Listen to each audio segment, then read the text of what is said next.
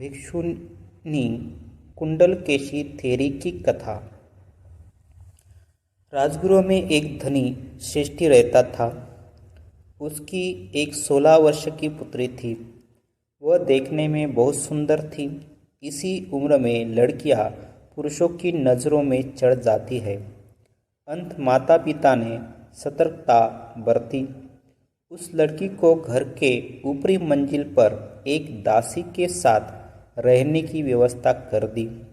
एक दिन सड़क पर काफी कोलाहट हो रहा था। राजपुरुष एक व्यक्ति को चोरी के अपराध में बांधकर कोड़ों से पीटते हुए उसे फांसी देने ले जा रहे थे। लड़की ने शोर सुनकर जिज्ञासा जाहिर की, क्या हो रहा है? दासी और लड़की दोनों छत पर गए और चोर को वध स्थल ले जाते देखा। लड़की ने उस चोर को देखा और तुरंत उस पर मोहित हो गई। खाना पीना छोड़ दिया और माता पिता से कहा, उस चोर से मेरी शादी नहीं कराओगे तो आत्महत्या कर लूँगी। माता पिता ने बहुत समझाया पर यह नहीं मानी। अंत में श्रेष्ठी ने राजपुरुषों को 1000 कांसारवन की रिश्वत दी और उस चोर को छुड़वा लिया। उस लड़की का विवाह उस चोर के साथ कर दिया गया। युवक का नाम सतुक था। यद्यपि उसका विवाह उस लड़की के साथ हो गया था, फिर भी उसके मन का चोर जाग रहा था। उसका मन उस लड़की के आभूषण हथियार लेने का था। अंत उसने अपनी पत्नी की हत्या करने का षड्यंत्र रचा।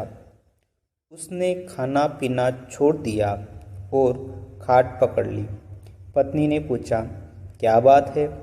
जब राजपुरुष मुझे मारने ले जा रहे थे तब मैंने देवी से प्रार्थना की कि अगर प्राण बच गए तो पूजा करने आऊँगा। उनके ही प्रताप से तुम भी प्राप्त हुई हो। मुझे जाने में विलंब हो गया है। पत्नी ने कहा, आप चिंता न करें, हम दोनों चलेंगे। सतुक मन ही मन बहुत प्रसन्न हुआ। उसने पत्नी से कहा कि वह सारे आभूषण धारण कर ले। जब उसने सारे आभूषण धारण कर लिए तो दोनों पर्वत की तलहटी पर पहुँचे। यहाँ पहुंचकर पति ने कहा, पर्वत पर हम दोनों ही चलेंगे, शेष लोगों को घर भेज दो। पत्नी ने वैसा ही किया। पत्नी कभी पर्वत पर चढ़ी नहीं थी, पर पति का अनुसरण करती हुई वह चोटी तक पहुंच गई। यही वह स्थल था जहाँ से चोरों को धक्का देकर नीचे फेंक दिया जाता था और वे मर जाते थे। स्त्री को थोड़ा भय होने लगा और वह घबराने लगी। सतुक बोला, तुम अपने सारे आभूषण उतार दो। पत्नी कुछ समझ नहीं पाई। तब सतुक ने स्पष्ट किया, मूर्ख स्त्री, तू समझ ही है थी कि मैं पूजा करने आया हूँ। मैं तुम्हारे सारे आभूषण ले लूँगा और तुम्हारी हत्या कर दूँगा। स्त्री ने समझाने की कोशिश की कि यह सब कुछ तुम्हारा ही तो है, तब तुम मुझे मारने पर क्यों तुले हो? पर सतुक नहीं माना। उस स्त्री ने सोचा, यह मुझे मारने पर उद्धत है, मुझे कुछ ना कुछ करना ही पड़ेगा। ऐसा सोचकर प्रेम का प्रदर्शन करते हुए उसने चोर से कहा, प्रिय, एक बार तो गले मिलने दो, फिर तो सब कुछ तुम्हारा है। यह हंसता हुआ बोला, ठीक है। वह उससे गले मिलने के बहाने आगे बढ़ी और जोर से धक्का दे डाला।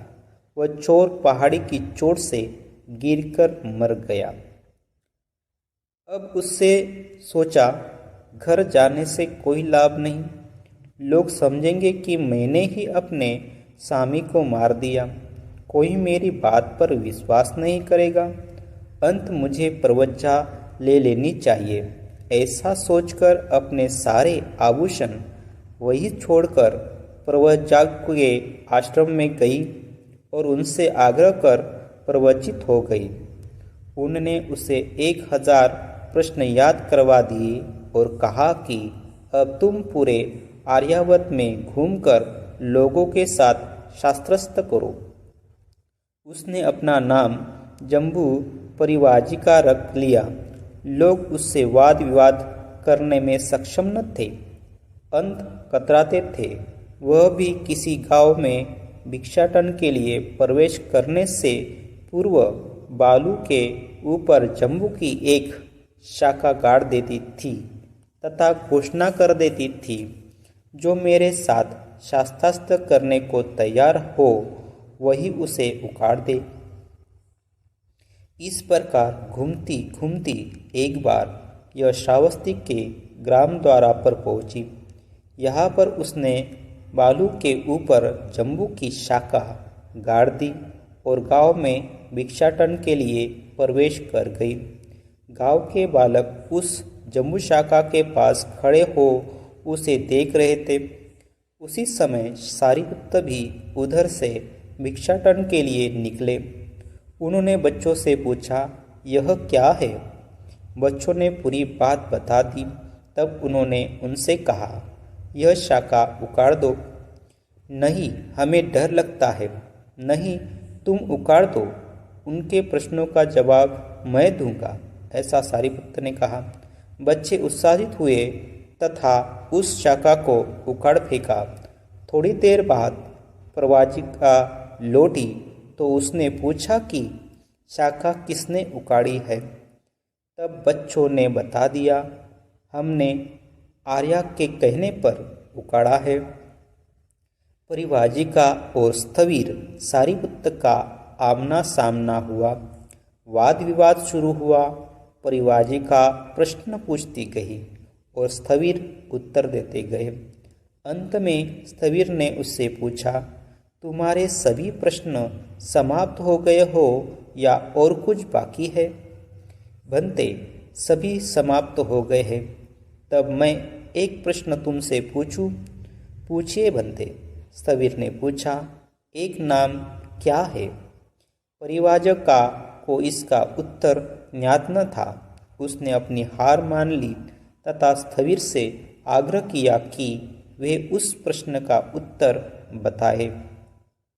स्थविर ने उससे कहा, तुम मेरे जैसा धर्म परायण बन जाओ तो मुझे प्रवचित कर दीजिए। सारिपुत्र ने उसे प्रवज्जा दिला दी। उसका नाम कुंडलकेशी थेरी पड़ा। कुछ ही समय बाद उसने अर्हत प्राप्त कर लिया।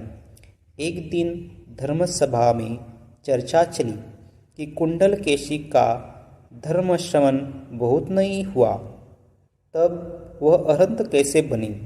शास्त्रा ने समझाया, निरर्थक 100 पदों की तुलना में एक सार्थक पद अधिक श्रेयस्कर होता है।